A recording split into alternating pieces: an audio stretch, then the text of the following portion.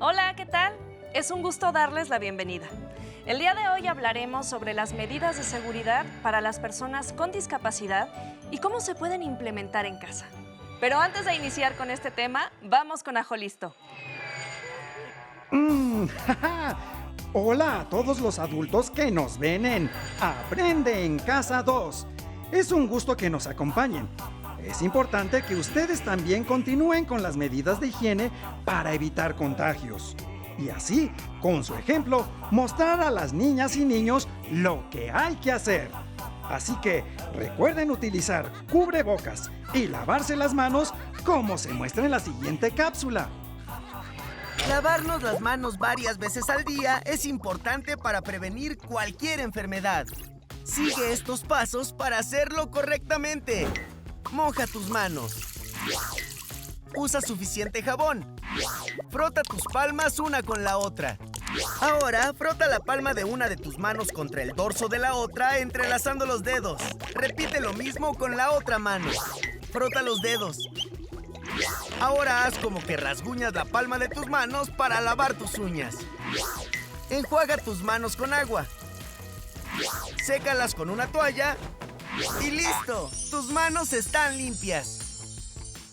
Si no tienes agua y jabón, usa desinfectantes a base de alcohol. ¡Cuídate!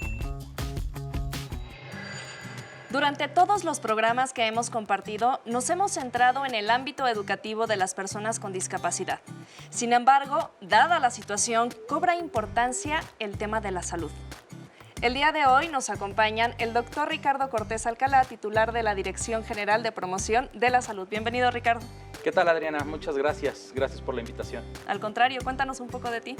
Muchas gracias. Bueno, soy Ricardo, soy médico cirujano, especialista en epidemiología y mi carrera básicamente la he basado en gobierno federal desde mi salida de la especialidad, desde que terminé la especialidad, con un poco de participación en la industria farmacéutica privada. Okay, muchas gracias, bienvenido. También está con nosotros Federico Núñez Perea, representante de la sociedad civil. Bienvenido, Federico. Adriana, muchas gracias. Un gusto estar contigo en tu programa y bueno, pues yo efectivamente tengo ya muchos años trabajando en el ámbito de la sociedad civil organizada en los campos de educación y de salud. Llegué al tema de la discapacidad como muchas personas, como padre de familia y como padre de una joven con discapacidad y ha sido una experiencia muy interesante y muy enriquecedora en mi vida. Me imagino. Muchas gracias por estar aquí. Gracias. Y también nos acompaña Stephanie Núñez, que es licenciada en Desarrollo Humano. Bienvenida, Stephanie. Muchas gracias. Ahora sí, cuéntanos poquito de ti. Pues soy licenciada en Desarrollo Humano, trabajo en una finca inclusiva en Zacatlán, Puebla, y también trabajo con mi papá. Muy bien. ¿Tu papá? Mi papá. Papá e hija. Muy bonito programa que tengamos aquí, papá e hija acompañándonos. Pues bueno, vamos a comenzar. Ricardo, la Organización Mundial de la Salud, así como otras organizaciones dedicadas a la salud, dedicadas a la salud, han emitido algunas recomendaciones para las personas con discapacidad. Quisiera preguntarte si la condición de discapacidad por sí misma representa un mayor riesgo ante el COVID-19. Con todo gusto, Adriana. Yo creo que depende, primero hay que ver qué tipo de discapacidad es con la que vive la persona. No es lo mismo una discapacidad motriz para una persona usuaria de silla de ruedas que una persona igual, discapacidad motora, pero cuadriplegia, o sea que no tiene movimiento del cuello para abajo, que una persona que vive con una discapacidad auditiva. La persona que vive con discapacidad auditiva sí se enferma de COVID. El problema al que se puede enfrentar, y estoy seguro que se han enfrentado algunas personas, es en materia de comunicación, comunicar signos y síntomas, que la persona profesional de la medicina que le atienda o profesional de la salud que le atienda comprenda bien cuáles son los signos y síntomas que tiene. Sin embargo, una persona con una discapacidad motora, por ejemplo, cuadriplégica, en realidad tiene su capacidad pulmonar disminuida y entonces sí representa para esta persona un riesgo mayor el enfermarse de la COVID-19. Y para una persona usuaria de silla de ruedas, el riesgo mayor que tiene es si convive con otra persona que no es usuaria de silla de ruedas y esta otra persona está en periodo de contagiosidad, la sana distancia tiene que ser mayor, o la persona que no es usuaria de silla de ruedas debe sentarse para que sus cabezas estén en el mismo nivel y la saliva que emitimos cuando hablamos siempre no le caiga en la cara a la persona usuaria de silla de ruedas, dado que la distancia tiene que ser mayor para que el viaje de mi saliva contaminada o potencialmente contaminada no le caiga en su cara. Al final de cuentas, esa es la forma en que se transmite la COVID y cualquier otra enfermedad respiratoria, a través de nuestras gotas de saliva que nos caen de una persona enferma a una persona sana en ojos, nariz o boca. ¿Y habría entonces algunos cuidados extraordinarios o distintos que se tengan que tener con personas con discapacidad? Bueno, depende también del tipo de discapacidad con la que viven las personas, ¿no? Las personas que son usuarias de algún elemento adicional como la silla de ruedas tiene que estar siempre estarse limpiando, sanitizando, como se dice habitualmente, ¿no? El bastón de las personas que viven con discapacidad visual,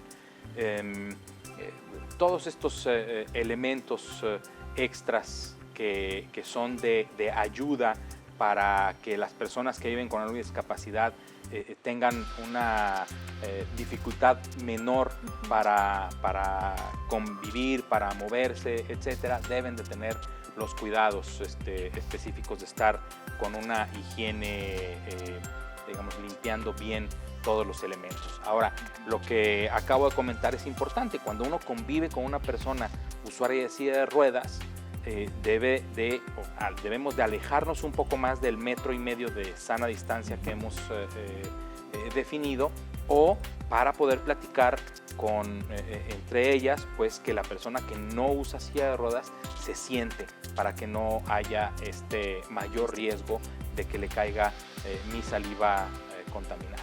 Claro. Muchas gracias. Ahorita regreso a preguntarte otra cosa, pero antes quisiera preguntarte, Stephanie, ¿cómo ha sido tu experiencia en este tiempo de confinamiento? ¿A qué retos te has enfrentado? ¿Cómo los has superado?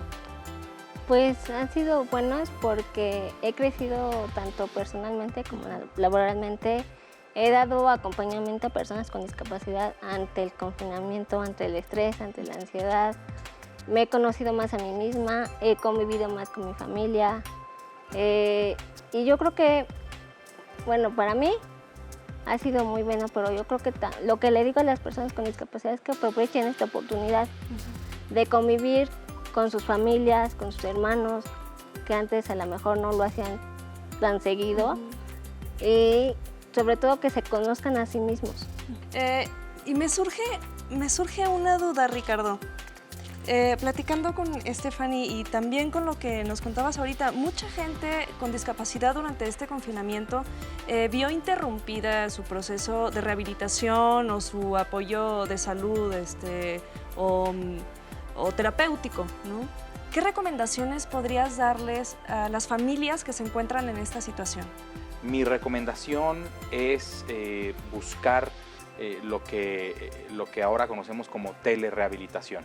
Hay forma de encontrar en la red, en internet, videos certificados por parte de organizaciones específicas que se dedican a la rehabilitación a nivel nacional y a nivel mundial, para poder continuar con los ejercicios que se requieren para esta rehabilitación.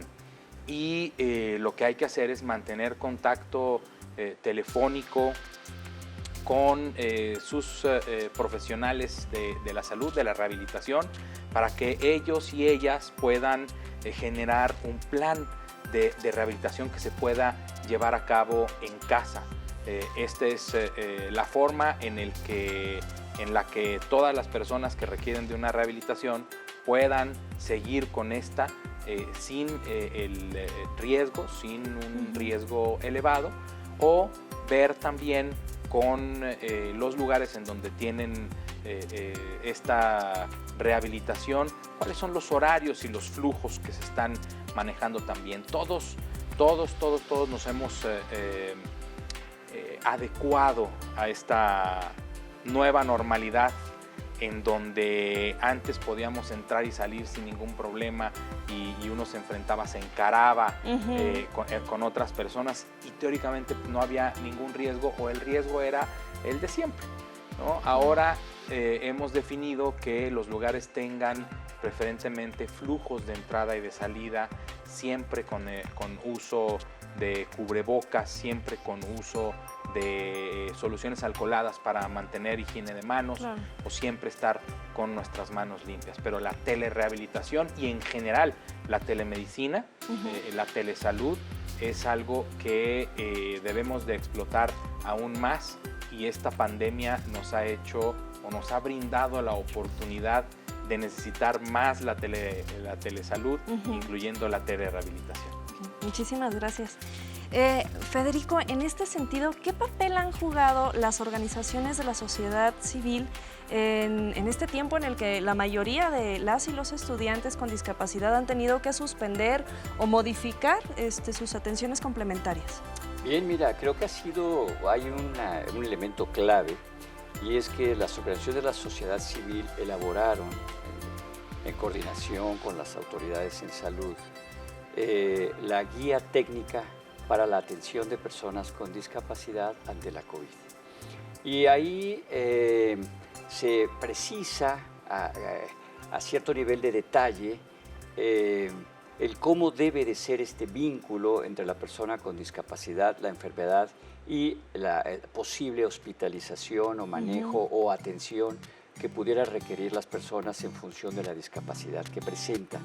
Esa ha sido, creo que, una aportación muy importante y que ahora requiere, bueno, pues el seguimiento de la misma, y fue una respuesta rápida o relativamente rápida de la sociedad civil ante el tema. Pero más allá de eso, hay muchas organizaciones que hacen acompañamiento en el campo psicológico. Okay, muchas gracias. Y siguiendo con lo mismo, Stephanie, me gustaría que nos compartieras también algún ejemplo, alguna experiencia del acompañamiento que has dado a otras personas con discapacidad. Por ejemplo, pues al estrés y a la ansiedad, o por ejemplo también caen muchas veces en depresión por estar encerrados o porque desgraciadamente también viven violencia intrafamiliar y caen en depresión. Entonces lo que les digo yo es que escriban, que platiquen con quien le tenga confianza, cómo se sienten, qué emoción sienten, y eso, ¿no? Y también, pues básicamente es eso, ¿no? Básicamente es eso. Y pues que vean esta nueva forma es una nueva forma de vida, ¿no? Que la vean así. Okay, muchas gracias. Gracias por estos ejemplos que seguramente van a convertirse en unas recomendaciones para que las madres y padres de familia puedan llevar a cabo. No cabe duda de que si bien la situación ha resultado complicada para todas y para todos, es bueno saber todos los esfuerzos que se hacen desde las organizaciones. También desde el ámbito público que han estado desarrollando estrategias. Acompáñenos a ver un video que nos comparten desde Morelos, en el cual nos hablan de un proyecto muy interesante como es una biblioteca inclusiva. Vamos a verlo.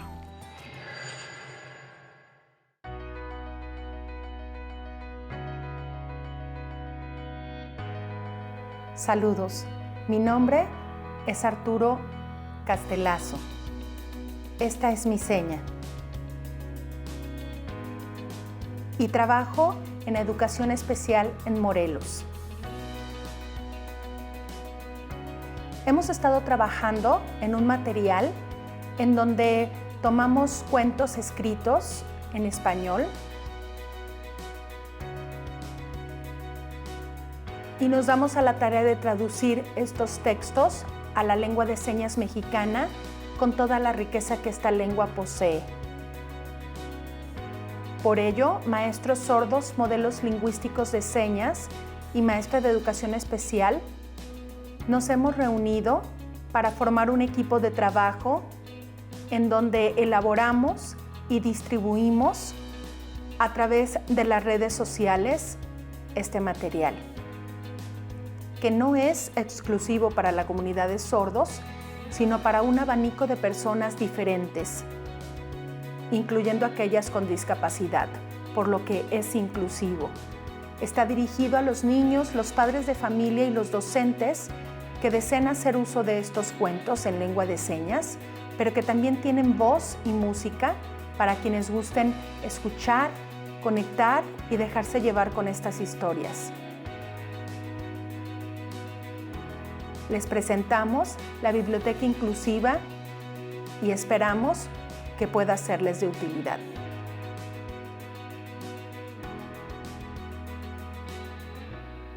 Saludos, mi nombre es Jessica González Rico.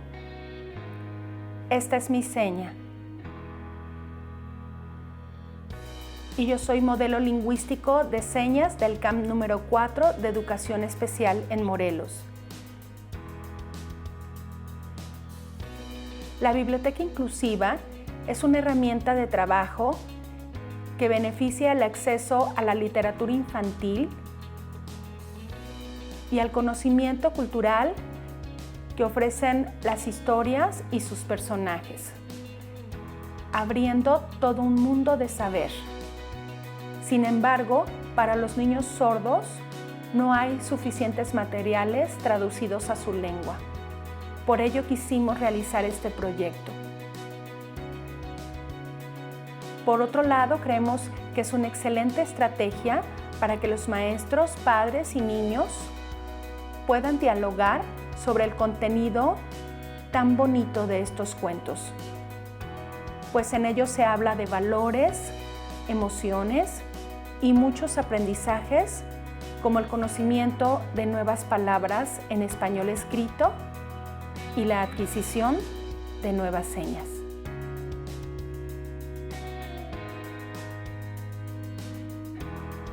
Hola, mi nombre es Janet Campuzano Salinas. Esta es mi seña. Yo trabajo en un CAM en Educación Especial en Morelos. Tengo la función de ser un modelo lingüístico de señas y trabajo con alumnos sordos de preescolar, primaria y secundaria. De igual manera, colaboro con los maestros oyentes de estos alumnos y también con padres de familia enseñando y modelando la lengua de señas mexicana. En diferentes CAM del estado hay 6 adultos sordos con esta función. Si están interesados en estos cuentos, ya están disponibles y la forma de acceder a los materiales es a través de las redes sociales del CRIE número 2, de Educación Especial Morelos y de la página de Aprende en Casa.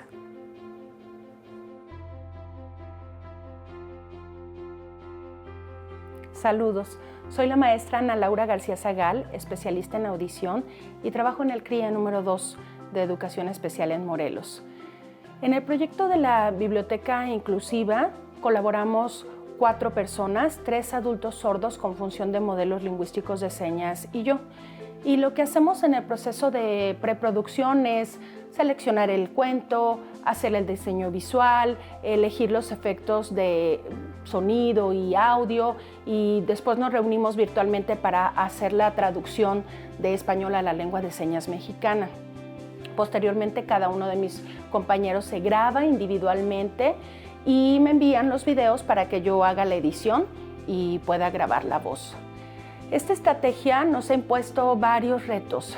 Por ejemplo, el trabajo a distancia con las diferentes condiciones de conectividad, el aprovechar los recursos con los que contamos, aunque en muchas ocasiones estos son elementales, el poder aprender a utilizar nuevas herramientas tecnológicas como los programas de edición de audio y de video y el encontrar los recursos y materiales libres de derechos de autor para poder utilizar en nuestros videos educativos sin fines de lucro. Qué interesante estrategia como un apoyo para las y los estudiantes con discapacidad. Ricardo, hay una preocupación que ha estado muy presente en las madres y padres de familia pensando en un futuro. Cuando tengamos que regresar a clases presenciales, ya sea de manera escalonada o todas y todos juntos, con las y los alumnos con discapacidad, ¿se deberán tomar otras medidas? ¿Cuál será el papel o la participación de las familias, de docentes y de instituciones de salud? Bueno, creo que es súper importante comentar que la salud es un asunto de todos, es un asunto de corresponsabilidad, sociedad, gobierno, familias, personas, completa. Toma vital importancia ahorita que padres y madres de familia desde casa apliquen, por ejemplo, el filtro familiar. ¿Qué significa el filtro familiar? Significa que si yo veo a mi hija o mi hijo que tiene temperatura elevada, que tiene tos, que tiene dolor de garganta, que tiene sus ojos rojos, que tiene algún signo o síntoma de enfermedad respiratoria, ¿qué pudiera ser?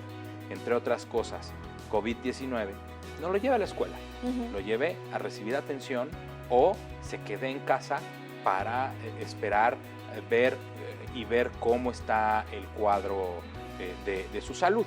Eso es súper importante, porque si todo se lo dejamos a la escuela, que la escuela me lo detecte cuando yo no tengo el cuidado como padre o madre de familia, entonces estamos rompiendo esta corresponsabilidad que tenemos de nosotros como personas de cuidar nuestra salud. Entonces, esto cobra ahorita más que nunca vital importancia mientras se espera si esta enfermedad tendrá una buena vacuna o que se transforme en lo que conocemos en epidemiología como una enfermedad endémico-epidémica, una enfermedad que tenga siempre un comportamiento habitual durante todo el año y que haya un pico epidémico en la temporada invernal, como sucede con la influenza. Esperemos que esto también suceda con la COVID-19 y lleguemos a una normalidad. Esto, con una vacuna,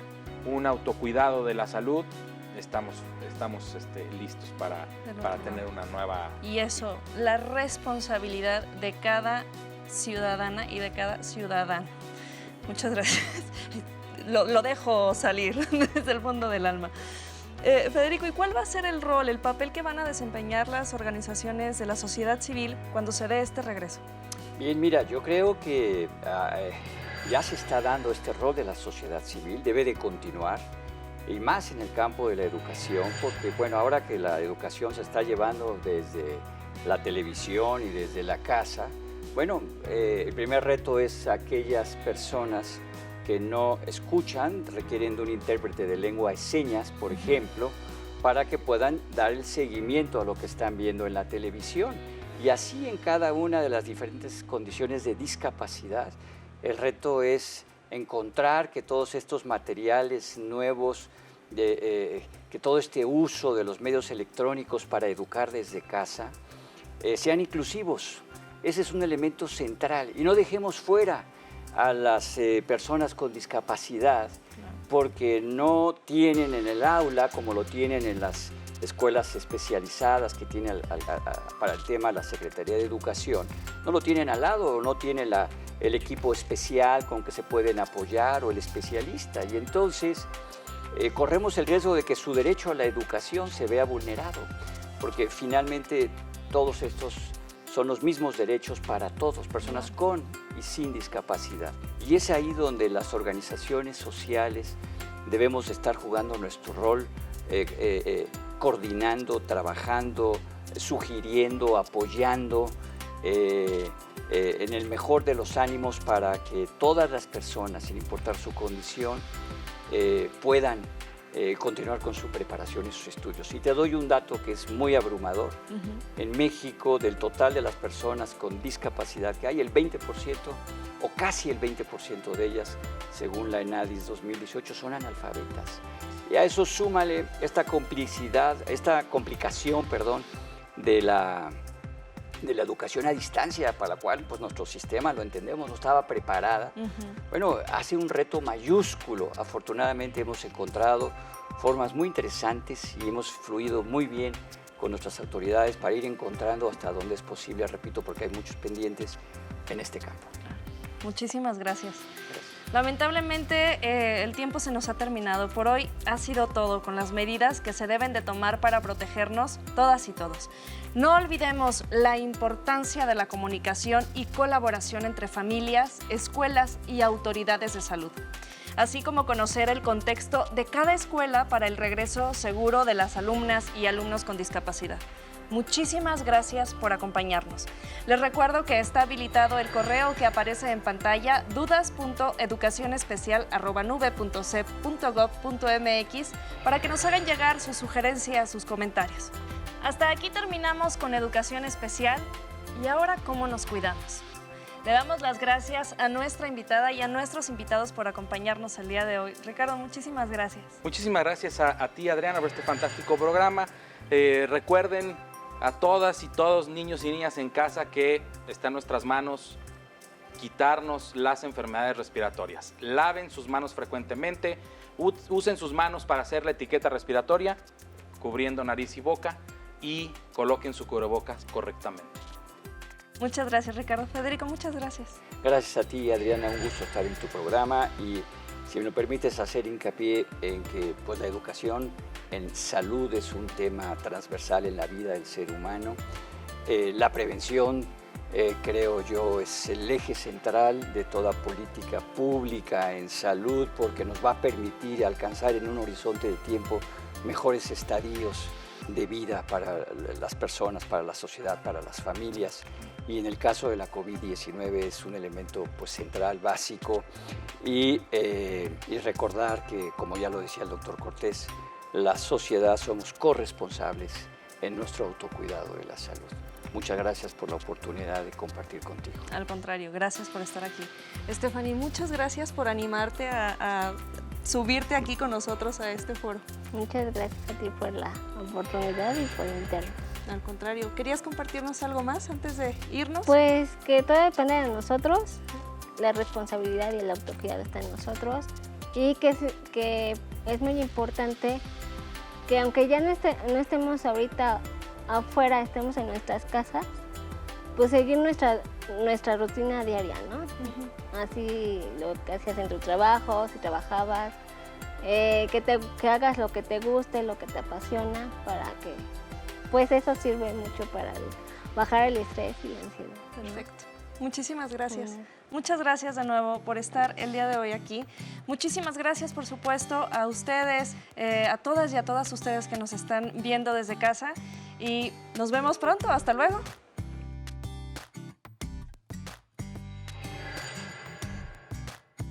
Hasta aquí terminamos con Educación Especial. Continuamos con Educación Preescolar. Ahora ha llegado el momento de movernos un poco. Acompáñame con la siguiente pausa activa.